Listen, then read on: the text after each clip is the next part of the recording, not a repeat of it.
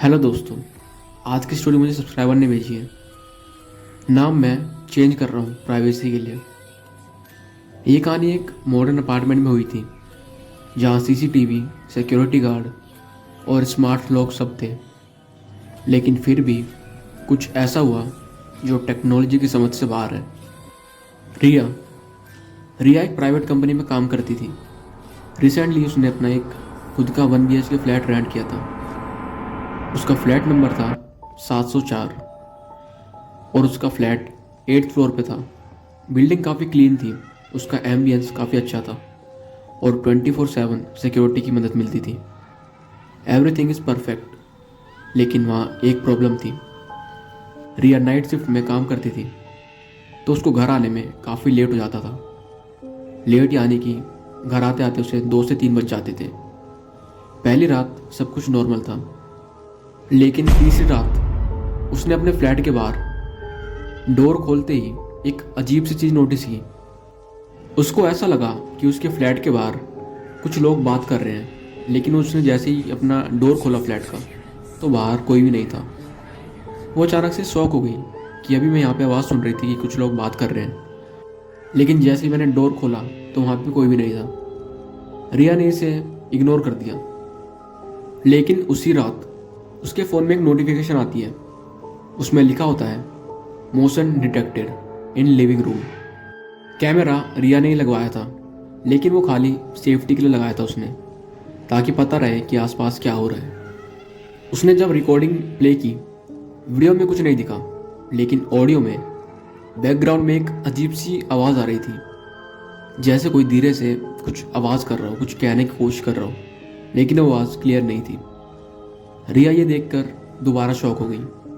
उसने सोचा शायद कुछ ग्लिच होगा कैमरे में, लेकिन यही रिया की सबसे बड़ी गलती थी। उस रात के बाद से हर रात को 3:15 से 20 मिनट पर उसके फ़ोन में दोबारा वही नोटिफिकेशन आती, मोशन डिटेक्ट, हर रात 3 बजे।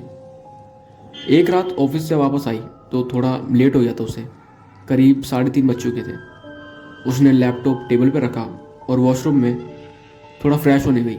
जैसे ही वहाँ से वापस आई, उसने देखा कि लिविंग रूम का टीवी रिमोट सोफे से गिर चुका है, जो कि ज़मीन में पड़ा था फ्लोर पे। वो कभी ऐसे नहीं रखती थी। उसने कैमरा चेक किया, 3:17 पे मोशन डिटेक्टेड, 3:18 पे मोशन डिटेक्टेड और 3:19 पे ऑब्जेक्ट मूवमेंट डिटेक्टेड। रिकॉर्डिंग में दिख रहा था रूम का डोर हल्का सा हिलता है, फिर रिमोट सोफे से खुद ब खुद गिर जाता है, लेकिन उस फुटेज में कोई इंसान नहीं था। वो सब चीज़ें अपने आप हो रही थी। साउंड में एक अजीब सी वॉइस, वही उस दिन वाली, किसी के कुछ खुसफुसाने की। रिया का दिमाग अचानक से फ्रीज हो गया ये सब देखकर। वो समझ चुकी थी कि ये कोई ग्लिच नहीं है। अगली सुबह रिया उठते ही गार्ड के पास गई, लेकिन पहले गार्ड ने उसे कुछ नहीं बोला। फिर धीरे से उसने बोलना स्टार्ट करा। वो बोलता है, मैडम आपका वाला फ्लैट पहले एक लड़के ने लिया था, नाइट शिफ्ट वो भी करती थी, लेकिन उसके साथ कुछ अजीब हुआ।